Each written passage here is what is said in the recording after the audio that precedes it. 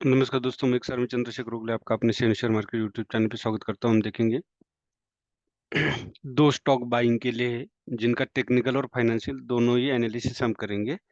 तो इससे आपको समझने में आसान होगा कि ये स्टॉक बाय किया जाए या ना किया जाए। तो सबसे पहले डिस्क्लेमर यही है कि यहाँ कोई बाय और सेल रिकमेंडेशन नहीं, ओनली फॉर एजुकेशन पर्पज से है। तो सबसे पहले हम देखेंगे एबीएम इंटरनेशनल, ये है प्लास्टिक रॉ मटेरियल इंपोर्ट करती है। सबसे पहले प्लास्टिक मटेरियल इंपोर्ट करती है, रॉ मटेरियल। इसका पी रेशियो माइनस है, प्राइस टू बुक रेशियो 3 गुना है। ये 54 करोड़ की है, जो हम 15 करोड़ बोलते हैं, ये उसके अनुमान में आती नहीं है। तो इसलिए ये रिस्की कंपनी, छोटी कंपनी है, इसमें रिस्क ज़्यादा है। लेकिन रिस्क लेना भी कितना है, ये हमारे हाथ में होना चाहिए। तो वही जो पोर्टफोलियो मैनेजमेंट में आता है कि आप कम से कम 6 सेक्टर के स्टॉक रखें, जिससे कि आपको एक स्टॉक भी गड़बड़ी कर दे, 2 स्टॉक भी गड़बड़ी कर दे, तो भी आपका पोर्टफोलियो ग्रीन में रहेगा। ये बहुत कंसोलिडेट हुआ है, बहुत दिनों से आप देख सकते हो मंथली, वीकली कैंडल में नेगेटिव है। तो फाइनेंशियल में इसमें हमने क्या देखना है, इसका रिजल्ट तो आया नहीं, फिर भी क्वार्टरली हम देखेंगे जो भी मिला है सितंबर तक का। तो क्वार्टरली अगर आप देखोगे तो क्वार्टरली में सितंबर में इसमें पॉजिटिव हुआ है। मार्च में पॉजिटिव था, जून में नेगेटिव, फिर सितंबर में पॉजिटिव हुआ। कैश फ्लो इसका नेगेटिव है, एक नेगेटिव पॉइंट है। होल्डिंग होल्डिंग अगर आप देखोगे तो टोटल प्रोमोटर होल्डिंग 74.70 है। बाकी टोटल प्रोमोटर होल्डिंग कांस्टेंट है, लो प्लेज प्रोमोटर होल्डिंग है। अब इसका एबीएम इंटरनेशनल का हम देखेंगे।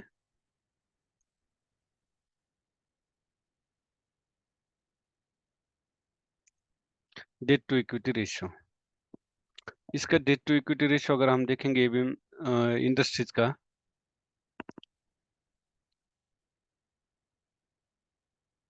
1.72 है। अभी जो है वो 1.72 यहाँ दिखा रहा है। तो बहुत ज्यादा नहीं है, 1% से कम होना चाहिए, लेकिन ठीक है, 1.5% है। अब इसका हम टेक्निकल एनालिसिस देखेंगे। सबसे ज्यादा हम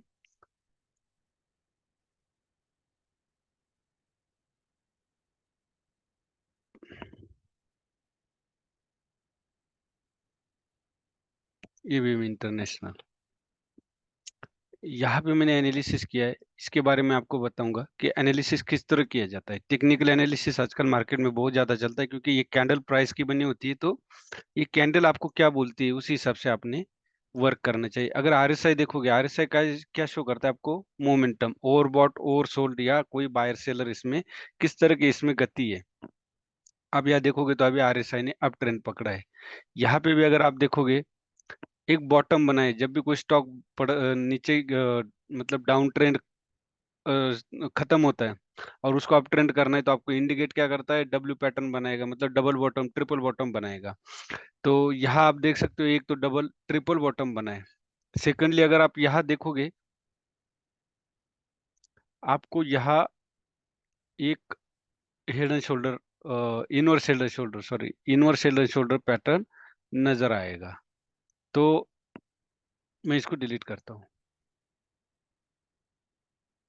अब इसमें आपको क्यों बाय करना चाहिए, सेकंड थिंग्स मैं आपको, हमें डाटा चेक करना बहुत जरूरी है, जिसको बैक टेस्टिंग बोलते हैं। ये डिसेंडिंग ट्रेंड लाइन है, इसको ब्रेक किया, ब्रेक करने के बाद इसको जो प्रॉपर, जिसको पुल बैक बोलते हैं, वो पुल बैक दिया है। इस पुल बैक के बाद ये जो ट्रेंड लाइन है, यहाँ जो हाई पे अगर हमने ट्रेंड लाइन लगाई है, इसके ऊपर एक कंसोलिडेशन दिया है, एक स्प्रिंग बना रहा है, मतलब टेंशन प्रेशर बन रहा है। अब यहाँ से अगर ये ब्रेक करेगा तो एक अच्छी मोमेंटम यहाँ मिलेगी। तो हमारा फर्स्ट टारगेट क्या होगा, 74 होगा, और सेकंड टारगेट 101 होगा। ये जो पैटर्न मैंने लगाया है, ये है बैट पैटर्न, बैट पैटर्न का टारगेट भी ज्यादा होता है। लेकिन मैंने पहले पुराना जो गार्टली का टारगेट लिया 786, ज्यादा बड़ा टारगेट हम नहीं रखेंगे, क्योंकि रिस्क स्टॉक है। तो उस हिसाब से 101, और फर्स्ट टारगेट 74। इसमें आप हाफ क्वांटिटी बुक कर सकते हैं। अगर बाय द वे ये वापस आता है, तो कॉस्ट टू कॉस्ट एग्जिट कर सकते हैं, तो आपको कुछ तो प्रॉफिट मिलेगा। और स्टॉप लॉस छोटा है, 57 के करंट प्राइस में आप खरीदे तो 53 का स्टॉप लॉस है। स्टॉप लॉस प्रॉपर होल्ड करना चाहिए। ये मैंने आपको बताया, डाटा चेक करना बेहद जरूरी है। आपके पास कुछ तो स्ट्रेटेजी होनी चाहिए, कुछ तो लॉजिक होना चाहिए, उस लॉजिक पे आपने बाय करना चाहिए। इसको कहते हैं कि लॉजिक पे जो खड़ा है, उसी का पैसा बढ़ा है। तो ये हो गया। अब हम एक देखेंगे और स्टॉक, वक्रंगी। ये ई गवर्नमेंट ई सर्विसेज प्रोवाइड करती है।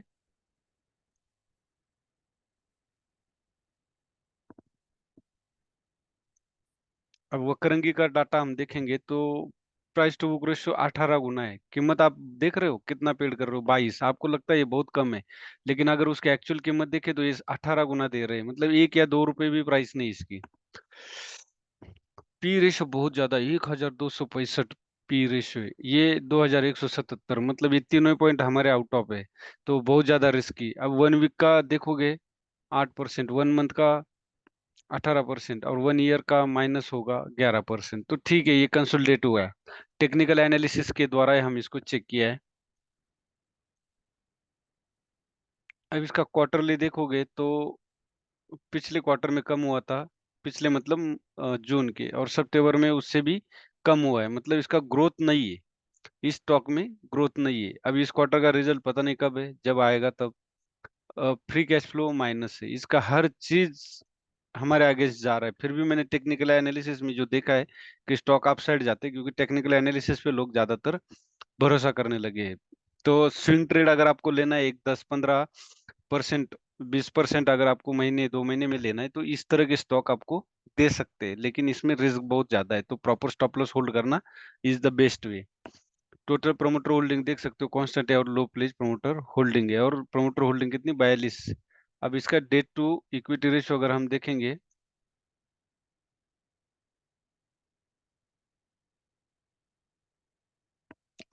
44.7 है, मतलब इसका फंडामेंटल अगर हम चेक करेंगे तो हर चीज हमारे अगेंस्ट है। लेकिन इसका अगर हम ये चीज देखेंगे, तो यहाँ पे जो मैट फोल्ड कुछ ऐसा एक पैटर्न है, जिससे कि आप देख सकते हो गिरने के बाद क्या है, ये स्टॉक अगर इसको नीचे जाना था, तो ये यहाँ से गिरने के बाद, जब ये सपोर्ट ब्रेक करने के बाद इस तरह नीचे आना चाहिए था।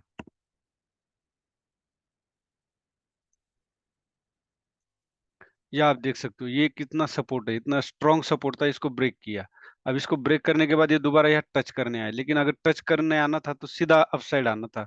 इतना दिन कंसोलिडेट होने की जरूरत नहीं थी, तो ये बहुत ज्यादा कंसोलिडेशन हुआ है, इसलिए मैंने इसको सिलेक्ट किया है शॉर्ट टर्म के लिए। अगर यहाँ आप देखोगे तो इसका 4.85 का स्टॉप लॉस है, और इसका अगर आप टारगेट देखोगे तो 15, मतलब 5 और 15 पकड़ोगे तो 1:3 रिस्क रिवार्ड रेशियो, आप यहाँ देख सकते हो 3.14 ये रिस्क रिवार्ड रेशियो है। इसलिए मैंने इसको सिलेक्ट किया है। तो इसको बाय करना है तो आप 23 के आसपास बाय कीजिए, और 44.20 का मैंने दिया है टारगेट, लेकिन आप और भी इससे कम कर दीजिए, 38 टारगेट रख लीजिए। जिसमें रिस्क लेने की ताकत है वो अपसाइड जा सकता है, अदरवाइज कुछ क्वांटिटी इसमें बुक करके अपसाइड जा सकता है। तो ये हो गया वक्रंगी का टेक्निकल एनालिसिस। इसका आरएसआई भी देखोगे आप, सेम अपसाइड जा रहा है, 60 के अबो है। वॉल्यूम यहाँ पे बढ़ते हुए नजर आ रहा है, वॉल्यूम यहाँ पे बढ़ते हुए नजर आ रहा है। ये भी एक कारण है जो मैंने चूज किया। और सेकंड, यहाँ 50 EMA के अपसाइड ये काम कर रहा है। हाँ, ये इतना फास्ट जाएगा नहीं, क्योंकि ये ट्रेंड लाइन इसको रजिस्ट करेगी, यहाँ से भी वापस होने की चांसेस ज्यादा है, लेकिन वापस इतना नहीं होगा, कंसोलिडेट देके अपसाइड जाएगा। तो ये हो गया हमारा वक्रंगी का एनालिसिस। अब जो भी चीजें मैंने बताए हैं, आप इसको करके ही लीजिए और सीखिए, जिससे कि आपको आपका लॉस से बचा होगा। और जो आपके दिमाग में जो कहते हैं कि स्टॉक मार्केट इज अ सट्टा, तो ये सट्टा नहीं है, प्रॉपर आपको इस पे काम करना पड़ेगा, डाटा पे, और इसको फॉलो करना पड़ेगा, प्रॉपर स्टॉप लॉस लेना पड़ेगा। किसी भी स्टॉक के पीछे पड़े नहीं रहना है। अगर वो लॉस में जा रहा है उसको निकाल दो, 5, 6, 7, 8% तक लॉस लीजिए। ऐसी बात नहीं है, बहुत स्टॉक है आपको महीने 2 महीने में 3 महीने में 15-15, 20-20% रिटर्न देते हैं। सिर्फ आपको फॉलो करना है प्रॉपर डिसिप्लिन को। ये था मेरा आपको सजेशन। वीडियो अच्छा लगे तो ज्यादा से ज्यादा लाइक करें, जिससे कि मैं आपको और नए नए स्टॉक फंडामेंटली और टेक्निकली दे सकूं। धन्यवाद। जय हिंद, जय भारत।